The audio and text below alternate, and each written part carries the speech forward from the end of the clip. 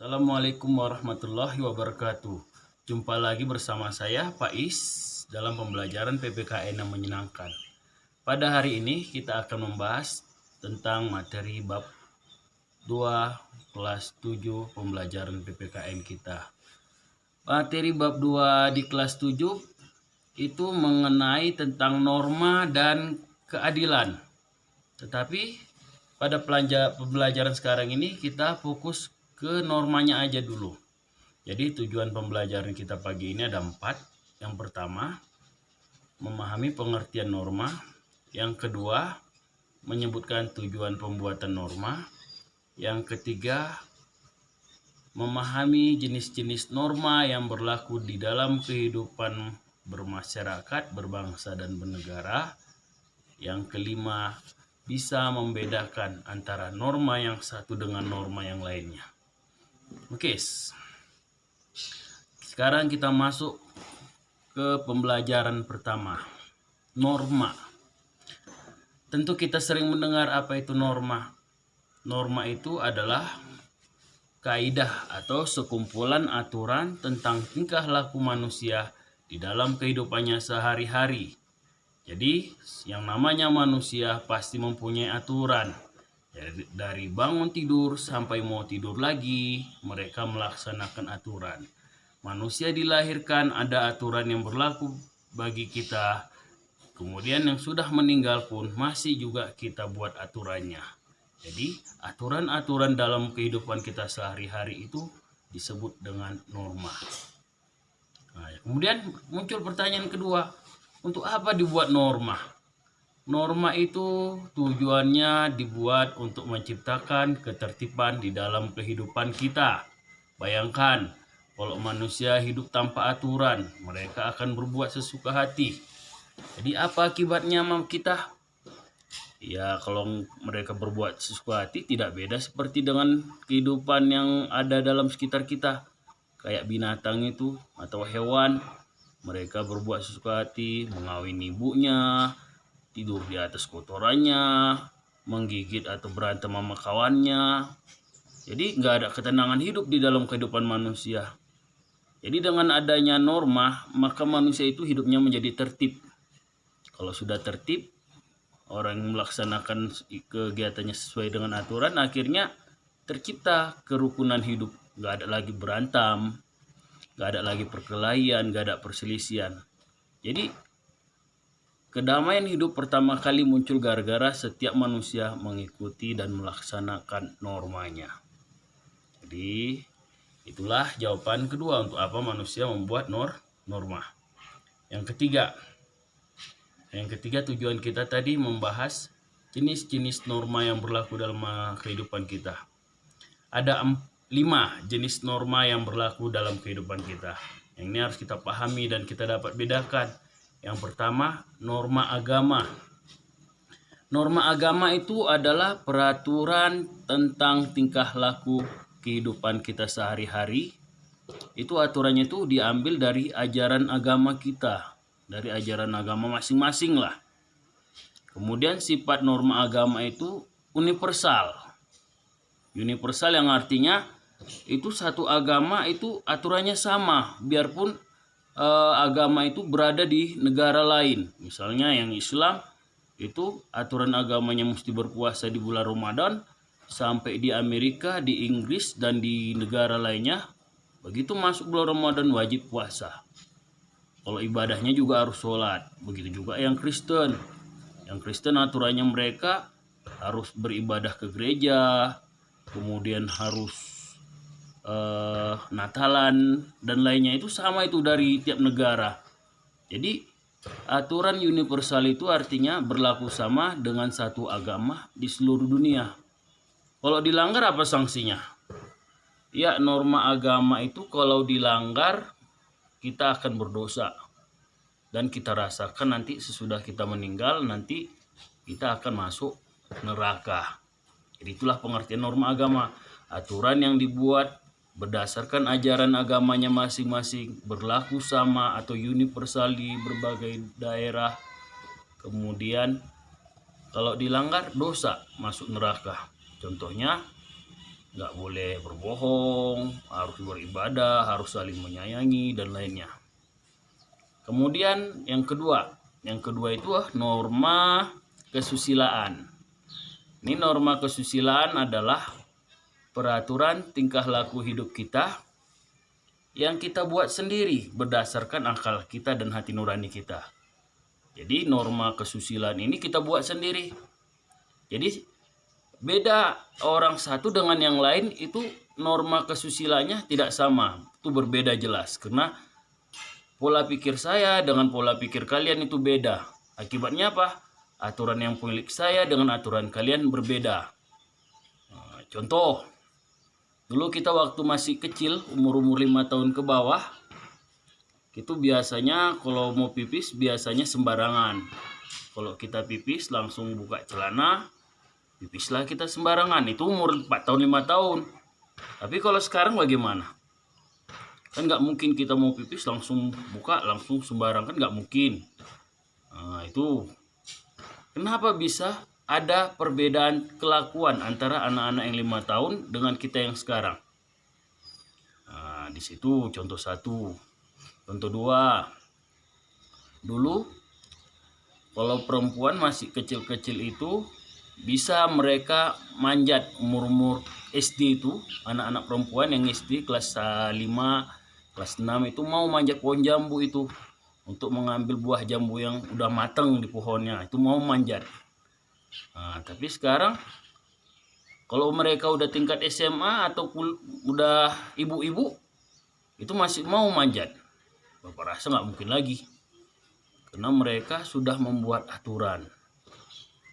Jadi yang mama nggak mau manjat lagi karena mereka buat aturan, sementara yang anak SD tadi mau manjat gara-gara belum ada aturan mereka, belum ke situ pola pikirnya. Jadi di sini kembali lagi, norma kesusilaan adalah peraturan tentang tingkah laku kita sehari-hari yang kita buat sendiri pakai akal dan hati nurani kita, mana yang benar kita buat. Itu berarti dia berlaku individu, nggak berlaku sama orang lain. Kalau kita langgar apa sanksinya? Norma kesusilaan kalau kita langgar, kita sendiri yang merasa tidak enak. Karena kita yang membuat sendiri, kalau kita langgar kita menghukum sendiri. Sanksinya kita mengalami perasaan yang tidak menyenangkan. Apa itu? Kita merasa takut, kita merasa gelisah, kita merasa malu, dan lainnya. Yang simpelnya kayak gini aja. Kalau kita punya hutang sama orang lain dan selama hutang itu belum kita bayar, apakah kita berani berjumpa dengan yang punya hutang? Nah, itu kan agak segan kita mungkin. Agak malu. Kenapa bisa kayak gitu? Karena yang berhutang tadi mempunyai norma kesusilaannya malu bertemu dengan orang yang dia hutangi sebelum hutangnya dibayar. Itulah norma kesusilaan. Oke, selanjutnya yang ketiga. Yang ketiga itu norma adat. Norma adat itu apa? Norma adat itu adalah peraturan tingkah laku manusia dalam kehidupannya sehari-hari. Jadi peraturan kita dalam kehidupan kita sehari-hari, tapi sumbernya dari ajaran nenek moyang kita. Nah, kita masih di Indonesia ini mempunyai suku bangsa masing-masing atau suku budaya masing-masing. Ada orang Batak, ada orang Padang, ada orang Jawa, ada orang Madura, dan banyak sukunya, ada ribuan katanya. Nah, jadi ribuan suku bangsa itu nenek moyangnya masing-masing mengajari peraturan yang beda terhadap suku kelompok masing-masing. Aturan-aturan inilah yang diikuti oleh adat-adat tadi atau kelompok-kelompok manusia tadi menjadi yang namanya norma adat. Kayak di Batak itu harus menortor kalau pesta. Kalau di Jawa itu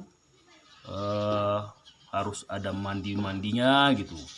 Kalau di Nias katanya dulu harus lompat batu yang 2 meter kalau mau dibilang dewasa atau yang udah mampu. Nah, jadi di sini tiap suku beda-beda budayanya, beda adatnya, bedalah aturan adatnya. Jadi norma adat itu kembali adalah peraturan tingkah laku kita yang berdasarkan suku kita sendiri. Berlaku untuk suku kita itu juga, nggak berlaku dengan suku yang lain. Misalnya orang Batak itu ada aturannya, kalau orang tuanya meninggal warisnya jatuh ke anak laki-laki. Sementara kalau yang Minang, Padang, yang Minangkabau, kalau orang tuanya meninggal warisannya sama perempuan. Jadi di sini beda persepsi, nggak boleh memaksakan. Nah, disinilah ada aturan berdasarkan sukunya masing-masing. Nah, kemudian kalau dilanggar bagaimana? Kalau dilanggar ya dia akan dicabut, tidak diakui sebagai kelompok suku itu, nggak diakui, dia diasingkan, dikucilkan, dijauhkan dari sukunya karena terbukti melanggar norma adat mereka. Dalam norma adat ini yang menghukum nanti satu suku itu, karena mereka percaya kalau ajaran nenek moyangnya dilanggar itu nanti nenek moyangnya, roh nenek moyangnya akan menghukum mereka. Jadi agak-agak kesukuan gitu. Itulah norma adat. Yang keempat itu norma kesopanan. Norma kesopanan itu adalah peraturan tingkah laku manusia dalam kehidupannya sehari-hari yang berasalkan dari nilai-nilai kehidupan kelompok masyarakat yang beragam-ragam. Itu macam daerah perkotaan. Kalau di daerah perkotaan itu biasanya dalam satu kampung itu banyak kali berbagai macam suku. Jadi kalau di dalam berbagai macam suku bangsa itu, budaya itu, norma adat siapa yang dipakai? Kan nggak mungkin memakai salah satu norma. Oleh karenanya diambillah yang namanya norma kesopanan, yaitu peraturan tingkah laku manusia dari nilai-nilai kehidupan bermasyarakat. Jadi di situ mereka tidak akan mempermasalahkan suku apa, budaya apa, asal saling menjaga kesopanan, tidak mengganggu orang lain, maka di situ sudah melaksanakan norma kesopanan. Kalau norma kesopanan kalau dilanggar apa sanksinya? Sanksinya nanti masyarakat tempat tinggalnya itu yang akan menghukum. Apa hukumannya? Bisa nanti dikucilkan atau diusir dari tempat tinggalnya. Ambil contoh, yang norma kesopanan mengganggu ibu-ibu atau istri orang. Kalau ada orang yang suka mengganggu istri atau ibu-ibu tetangga lain, itu nanti ibu-ibu tetangga itu kumpul demo, nanti bisa jadi yang nggak melaksanakan norma kesopanan diusir dari kampungnya. Itu aja yang norma kesopanan. Sementara norma hukum, kita masuk ke terakhir. Norma hukum adalah peraturan tentang tingkah laku manusia, itu dibuat oleh pemerintah. Jadi yang buat adalah pemerintah. Berlakunya bagaimana? Itu berlaku untuk satu warga negara dalam satu negara. Jadi berlaku untuk satu bangsa dalam satu warga negara. Contohnya Indonesia, peraturan hukumnya itu berlaku dari Sabang sampai Merauke. Dalam kita ambil contoh peraturan lalu lintas, harus pakai helm, harus punya SIM, surat-surat lainnya itu berlaku dari Sabang sampai Merauke. Kalau dilanggar bagaimana? Kalau dilanggar itu sanksinya dihukum. Apa hukumannya? Di sini perlu diingat, hukuman pelanggaran norma hukum ada bermacam-macam. Tidak semua di penjara. Misalnya ada yang didenda, ada yang disita, ada yang dipenjara. Contoh, kalau kita membunuh orang, merampok, itu biasanya itu ditahan atau dipenjara. Kalau kita jalan-jalan nggak pakai helm, nggak ada surat-surat, itu biasanya kena tilang. Nah, atau kita jalan-jalan nggak bawa surat, nggak bawa helm, nggak ada kelengkapan, itu kendaraannya disita. Jadi hukuman untuk pelanggar norma hukum, kita tengoklah undang-undang yang mana kita langgar. Oke, jadi sekian pembelajaran kita pada hari ini. Bapak harapkan kita semua sehat. Wassalamualaikum warahmatullahi wabarakatuh.